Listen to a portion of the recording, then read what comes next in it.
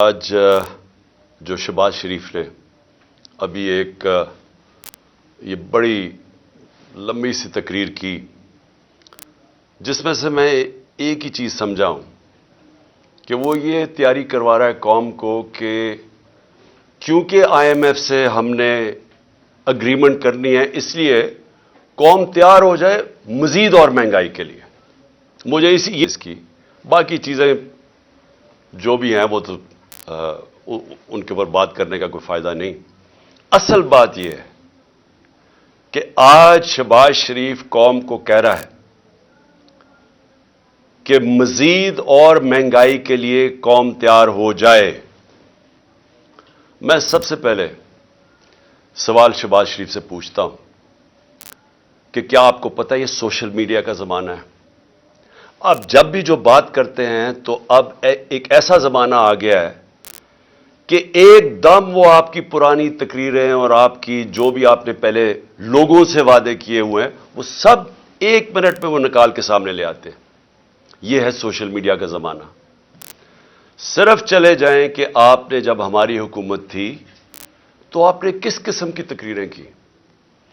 آپ نے کیسے قوم کو بتایا کہ لوگ مہنگائی میں ڈوب گئے ہیں، پٹرول کی قیمت 2 روپے بڑھ گئی، بجلی 2 روپے یونٹ بڑھ گئی، اور مارچ کرو اسلام آباد میں، گرا دو اس حکومت کو۔ کیا آپ کو یاد ہے؟ اگر آپ کو یاد نہیں تو یہ سوشل میڈیا آپ کے سامنے لے آئیں گے آپ کی ساری تقریریں۔ حکومت گرائی، آپ اس سازش کا حصہ تھے۔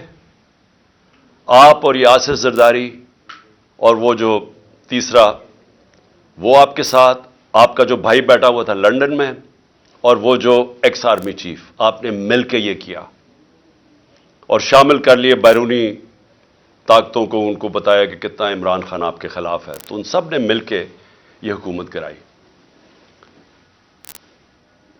آپ نے وعدہ کیا کہ ایک دم ملک ٹھیک ہو جائے گا، ایک دم خوشحالی آ جائے گی۔ 10 مہینے میں جو اس پاکستان کے ساتھ ہوا ہے، دشمن بھی پاکستان سے یہ نہ کرے۔ 10 مہینے کے اندر پاکستان کی 50 سال کے اندر، پاکستان کی تاریخ میں 50 سال میں سب سے زیادہ مہنگائی ہوئی ہے۔ ہم جب گئے تھے، جب آپ نے پوری 3 لانگ مارچز ہوئی مہنگائی کے خلاف، آپ کی ساری پی ڈی ایم نے کی، تو تب 12 سے 12.5% مہنگائی تھی۔ آج 3 گنا مہنگائی اس سے زیادہ ہے۔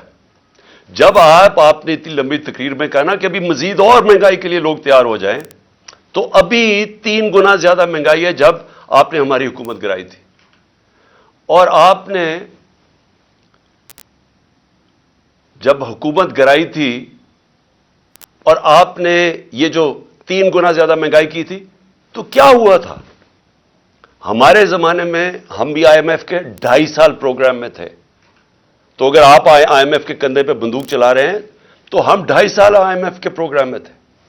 اس کے اوپر کورونا ساری دنیا کے اندر ایک وبا آئی تھی، اس کی وجہ سے سپلائی لائنز افیکٹ ہوئی تھی۔ جب سپلائی لائنز افیکٹ ہوئی تھی تو ساری دنیا میں مہنگائی آئی تھی، جس کو کموڈٹی سپر سائیکل کہتے ہیں، وہ ساری دنیا کو ہٹ کیا تھا۔ انرجی کی قیمتیں، تیل کی قیمت خاص طور پہ اوپر چلی گئی تھی۔ ہمارے دور میں تیل کی قیمت $110 سے $115 بیرل پہ گئی تھی، آج وہ $75 سے $85 پہ ہے۔ تو جو اصل وجہ تھی مہنگائی کی وہ تو تیل تھا، تو اب تو تیل نیچے آ گیا ہے۔ آج جو گھی ہمارے زمانے میں تھا، وہ آج کل جو پام آئل جو باہر سے لے کے آتے ہیں، جو امپورٹ کرتے ہیں، وہ دگنا تھا آج کے مقابلے میں۔ آج گھی کتنا مہنگا کیوں ہے؟ آج ڈیزل اور پٹرول اتنا مہنگا کیوں ہے؟ 100 روپیہ زیادہ ہے ہمارے دور سے۔ اور کیا وجہ کہ روپیہ گر گیا؟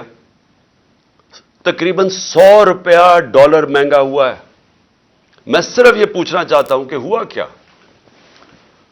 اس ملک میں سیلاب آئے ہیں، جس طرح ہمارے دور میں وہ وبا آئی، اس ملک میں زلزلے آئے ہیں، لیکن کبھی اس طرح کی مہنگائی نہیں ہوئی، اور آپ کے دور میں کسی چیز کے نہ ہونے کی وجہ سے یہ مہنگائی ہوئی ہے۔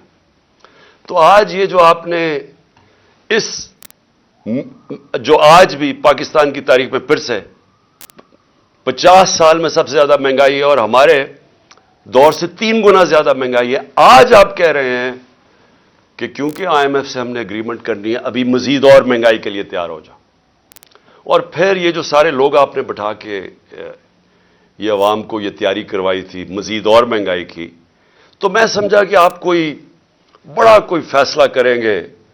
हम उम्मीद ही रखते रहे कि शायद आपको कोई अवाम की फिक्र हो और आप ऐसी स्टेटमेंट दे दें कि आपने और ये जो आसिफ जरदारी ने और आपके खानदानों ने जो 30 साल से पैसा चोरी करके मुल्क से बाहर लेके गए हैं, जो लंदन के सबसे महंगे इलाके में 4 लग्जरी फ्लैट्स हैं, सबसे बर्तानिया का प्राइम मिनिस्टर वहां नहीं रह सकता, बेटा रहता है जो कि 9 अरब पुराने, अब 10 अरब का कम से कम वो जो प्रॉपर्टी एक बेटा रहता है, 1 हाइड पार्क।